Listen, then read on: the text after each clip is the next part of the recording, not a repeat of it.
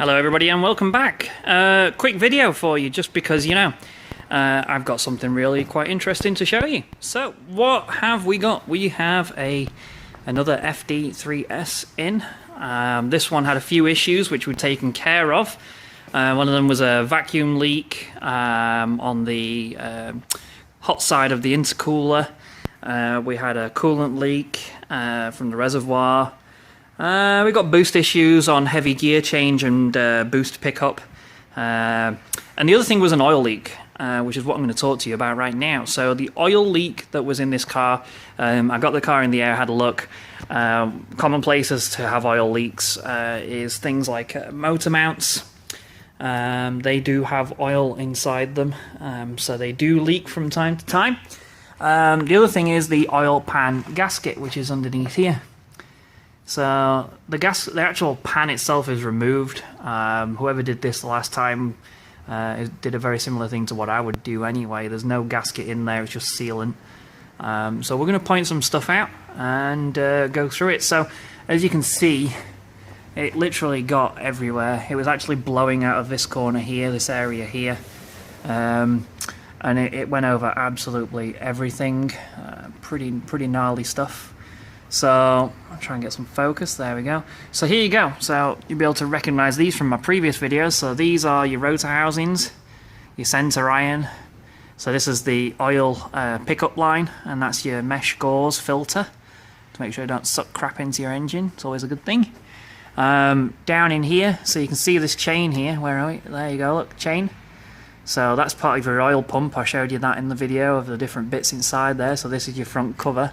Up inside here, that's the front cover, and rear housings and rear irons.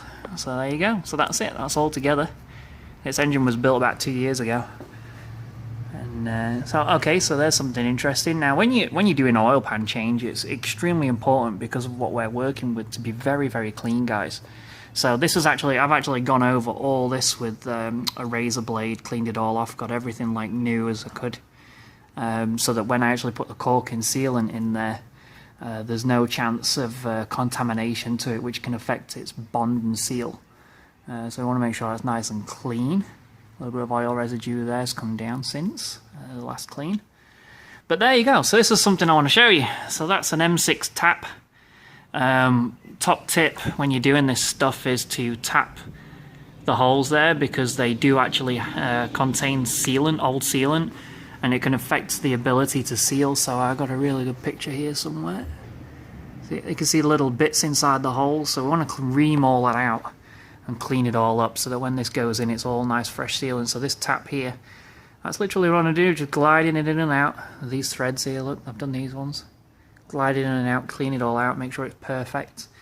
So that when we do this, we don't have to do it again in any time soon. So when you're actually removing this oil pan, the oil pan removal itself, apart from the one screw just here next to your actuator, apart from that one, it's actually relatively easy. What the pain in the ass thing to do is to actually get access to it.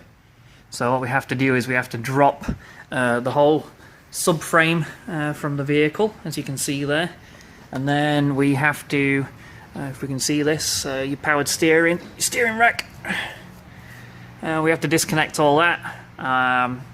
Lower control arms, these are all completely disconnected. So that does mean that when this is done, we're going to have to send this car away for a laser alignment naturally, and make her beautiful again and all aligned. Now, when she came in, this one was running -4 degree camber, and this one was +2 degrees, just under 2 degree camber.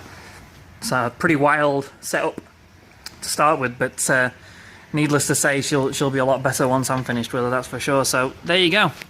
So that's the oil pan removed. All in all, probably a few hours work right there. The time comes in the clean and the install, and taking your time to do it right, guys. That's what it all comes down to, doing it right and doing it once.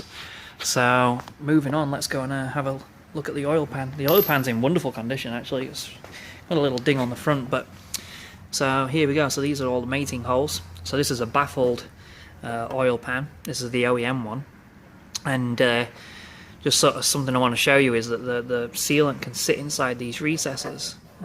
So what we want to do is I use a wire wheel and you make sure that the wheel is deflecting all the crap out of obviously the insides are here, and you just completely scrub these out and get it back as flat as you can, as smooth as you can, and like new.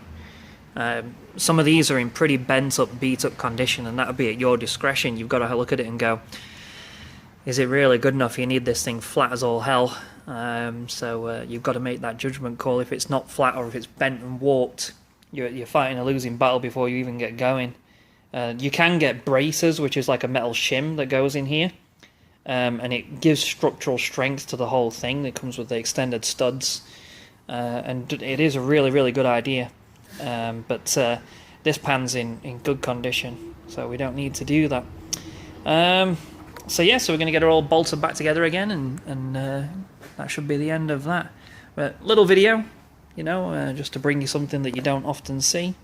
As always, guys, feel free to comment, feel free to like. It's always a good thing, and subscribe. Bringing you lots more Rotary things to come. I've got some wonderful, wonderful news. I've just signed up with Adaptronic ECUs as a dealer and installer. So I'm going to be showing you the ins and outs of Adaptronic and Rotaries and how that's done. I've got myself that just arrived just now, a wideband LC2 Innovate wideband sensor and gauge. Always needed when you're doing tuning. It's a good thing. So we're going to be bringing you that in the next one. But in the meantime, you know, cheeky little video to show you just some of the stuff I'm doing right now. Some stuff you don't normally get to see every day with an RX7. But take care, guys, as always. Thank you for watching, and you have yourselves a great day. Bye now.